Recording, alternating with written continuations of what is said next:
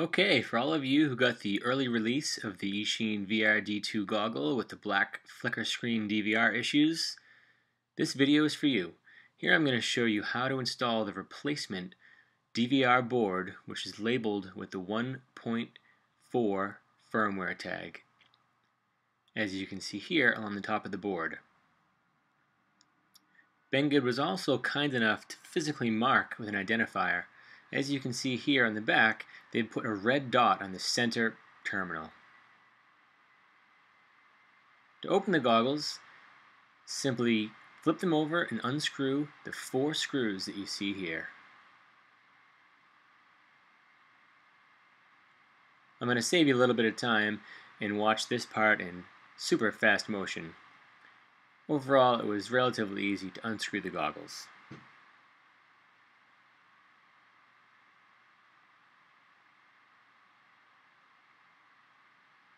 Now take care when disassembling the goggles. It's quite easy to take them apart at this point, just a gentle tug along the front.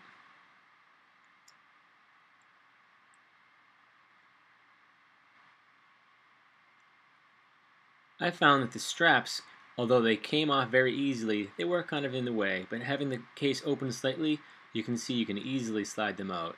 One hindrance that I found was leaving the face mask foam intact. I found that it was a little bit of a challenge to open the goggles.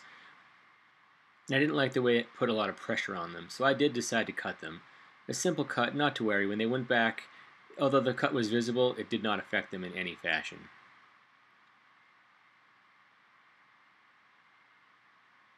Here I am cutting the second side.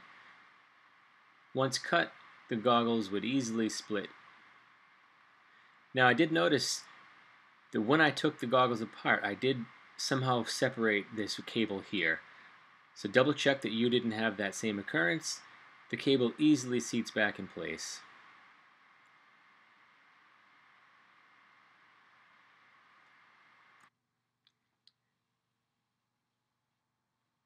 Next we're going to take a look at how to remove the original DVR.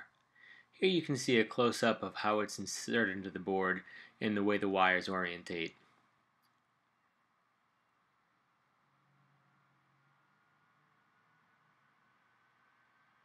You can play around with how you want to actually position this. I found that I did like to remove the LCD screen just slightly so that I could hold it in my left hand as I carefully removed the 3 cables that connected the LCD to the main control board.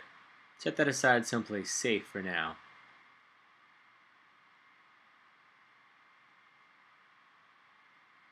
To remove the DVR board is actually only 2 screws. They're both attached to a standoff, as you can see here, made of what appears to be a black plastic, to the control board. Screw 1 and screw 2. The 2 screws are of completely different sizes, so there won't be any need to mark them, as only one will fit in.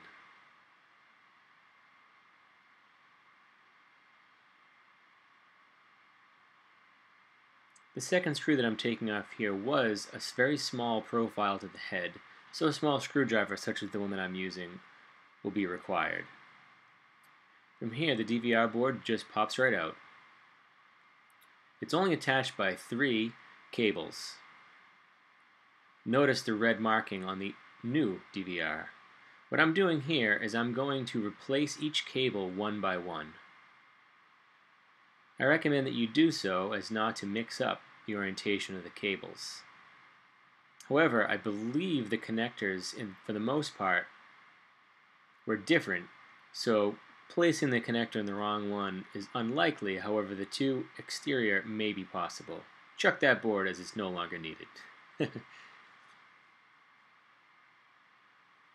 Now that it has been recabled, simply insert it back in. It will have a bit of a feel like it lines up. However, nothing actually snaps in per se. You want to hold that in position as you place the screws.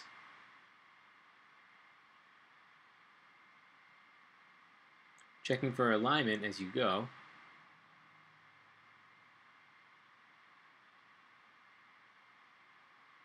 Here I am putting in the final screw. And really at this point, you've seen the hard part of this installation. Again, check it for a firm contact. Tighten, but don't over tighten the screws. You don't want this to move around as you're inserting it. Certainly not when you're putting an SD card in. Here's another quick look at what the board looks like as it's installed. Here we're going to reattach the cabling to the LCD board. Again, these cables are cleverly sized so that you cannot put them in the correct fashion. Again, taking caution, you're going to want to insert the LCD screen back into the case.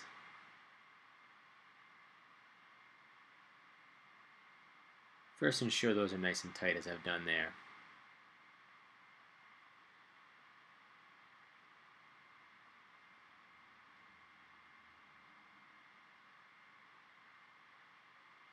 The LCD does kind of seat in with a convincing, not click, but there's a firmness as it goes in. Carefully position the two halves together. As you can see here, it does basically just slide right in. What I did was I perfectly seated them and then slightly backed off the outside edge, allowing space to position the straps. I found that was much easier than trying to line them up as I positioned the case to close. Here we have it. Let's give it a test before we tighten the screws.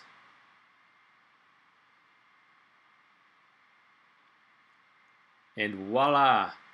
Perfectly snowy screen on AV2.